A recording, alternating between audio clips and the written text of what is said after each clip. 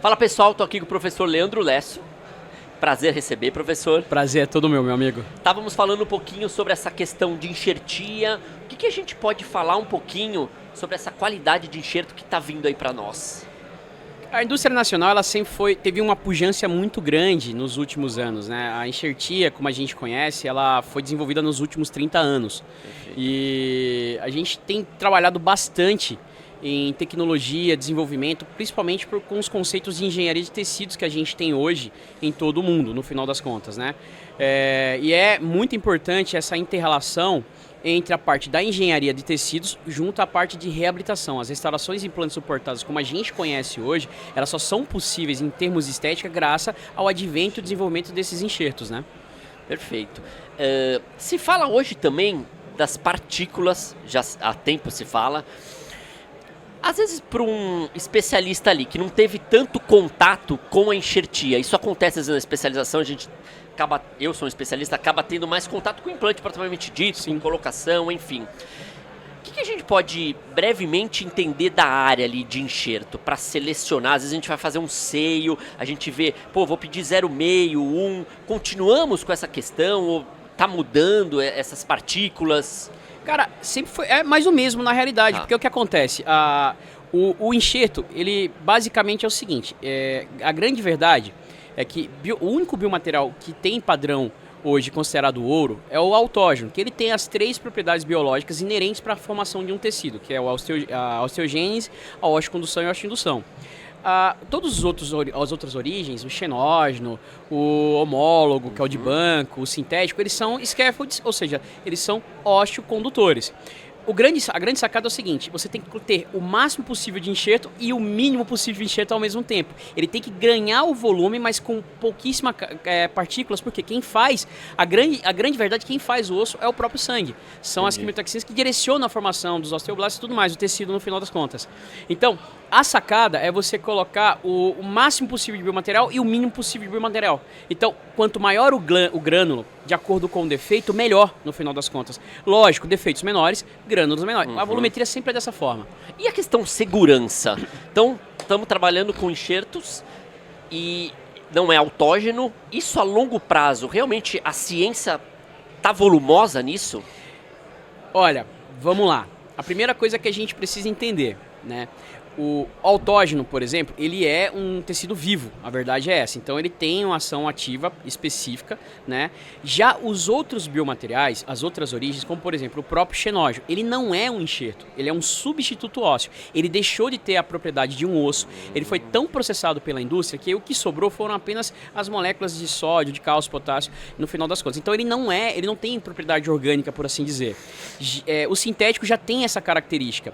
A gente precisa ter um pouquinho de cuidado, na realidade, com o uso do homólogo, porque ali realmente trabalhos fantásticos, como por exemplo do grupo da Mandic, né, na área de Campinas, pesquisadores onde o Marcelo na Primoga vai muito bem, eles mostraram alguma reação, né, alguma sinalização de algumas proteínas específicas, como a própria HLA, que mostrou ali um pouco de risco no final das contas, entre outras questões, mas realmente eu acredito que a tendência do mercado hoje é ter um pouco de cuidado com o banco de osso. O restante está muito bem consolidado, são anos e anos de evidência, várias revisões temáticas, deixando factível a aplicação desse material. Quando a gente fala de gap, certo? Todo gap precisa ser preenchido com enxerto? Isso é uma verdade? Que pergunta maravilhosa. A gente está discutindo isso nesse congresso, para você ter ideia. A ideia, se você observar, 90% das palestras estão falando a respeito dessa questão, como a gente trata o defeito, o gap no final das contas, né? De uma forma direta ou indireta. A grande questão, que saiu uma revisão sistemática recentemente, no final do ano, de um amigo querido, né? Que é o Sérgio Sharif, que é com o pessoal da UNG, que eu faço parte, eu sou aluno da UNG, onde ele falou o seguinte: sim, 100% das vezes você tem que reconstruir aquele gap. Você tem que ter osso para poder ser factível e você ter a estrutura mantida. Isso é indiscutível. Em contrapartida, saiu um consenso, né? Saiu um consenso de uma revista extremamente importante, reafirmando a revisão sistemática do Sérgio, cara. Então, isso está mais do que batido. A grande discussão até então é, se tivesse 1 milímetro, o que é que a gente faria? Só coágulo. Se tiver 2 milímetros, o que é que a gente faz? Enxerto? Hoje não importa a distância, você tem que fazer enxertia para garantir que aquele gap seja preenchido e garantir a segurança do implante no final das contas. Uma pergunta meio básica. Quando eu tenho um defeito ósseo, o implante já está lá, num 11, por exemplo, num central, e esse paciente está descontente, eu consigo só, na prática, fazer um descolamento, tentar ali pôr um enxerto? Que manobra eu faço quando há um descontentamento estético, um volume, um desvolume, não sei nem se existe essa palavra, côncavo ali na região? Eu acho que o tempo é muito pequeno muito curto para falar isso, mas em vias de regra, né, de regra geral é o seguinte, tudo depende, né, de uma coisa chamada planejamento reverso. Toda terapia, ela tem vantagens e desvantagens. A gente não trabalha por fins, a gente trabalha por meios. A verdade é essa.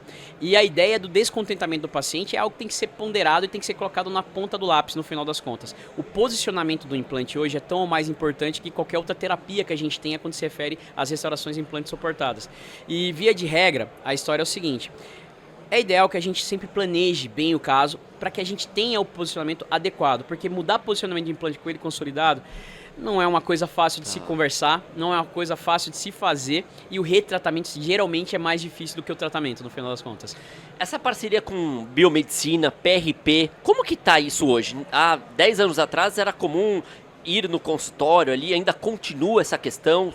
Pode me falar um pouquinho sobre isso? Olha, na realidade, existem grandes grupos hoje que fazem essa parte do agregado delivery, né? Que eles oferecem a possibilidade de você escolher qual tipo de agregado que você quer trabalhar e te oferecer essa solução no teu consultório. Isso é uma coisa bacana, isso são sinais dos tempos, né? Porque se tornou muito pungente a possibilidade de usar o conceito de engenharia de tecidos dentro da enxertia, dentro da reconstrução de uma forma geral. O PRP, ele é uma primeira geração desses agregados, né? Teve seu advento na década de 90, alguma coisa na década de 2000.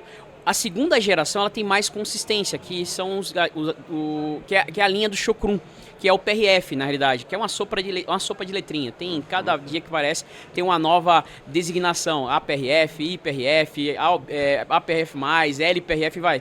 O ponto de vista aqui é o seguinte: tudo que vem para somar e para tornar mais viável é bem-vindo, né? O ponto de vista é que a gente tem que ter evidência científica para isso. 2018, por exemplo, foi um divisor de águas. A gente teve um consenso na Academia Europeia que falou justamente onde era a verdade, onde a gente tinha realmente aplicação desses materiais no final das contas. Foi quando a gente deu uma quebra de paradigmas, por assim dizer, desde 2001, quando a gente teve, o Chocrum propôs pela primeira vez o uso do LPRF, no final das contas, né? Quando eu falo um pouquinho de exames complementares, para finalizar, a gente faz o pedido para colocar o implante. Quando eu visualizo o enxerto nisso, é mais difícil. Então esse exame complementar ele tem que ser visto de uma forma mais criteriosa. Eu estou falando de hemograma, dos nossos exames complementares de sangue, basicamente. Certo. Quando eu falo com enxerto e implante, é a mesma visão ou não? Eu tenho uma visão, preciso ter uma visão, abordar melhor esses exames, falando nessa questão sanguínea e tal.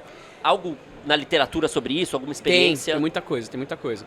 Se a gente pensar, na realidade, o que a gente está vivendo hoje, a árvore de decisão que a gente tem hoje, quando faz a solicitação dos exames complementares, a primeira coisa que a gente tem que deixar claro, isso é tácito, a clínica sempre vai ser soberana. O exame clínico é soberano a qualquer exame complementar.